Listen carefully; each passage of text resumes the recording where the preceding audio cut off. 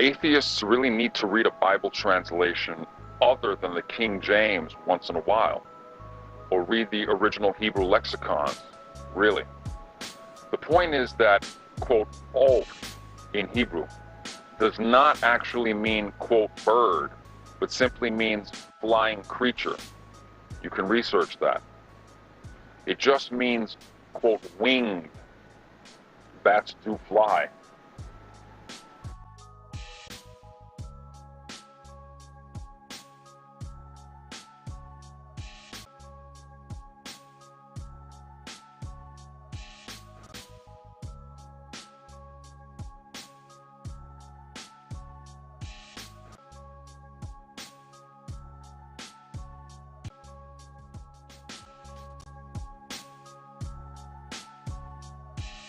The Bible does not call bats birds in Hebrew. Some translations have it that way, but not the more accurate ones, like the NWT, quote, flying creatures.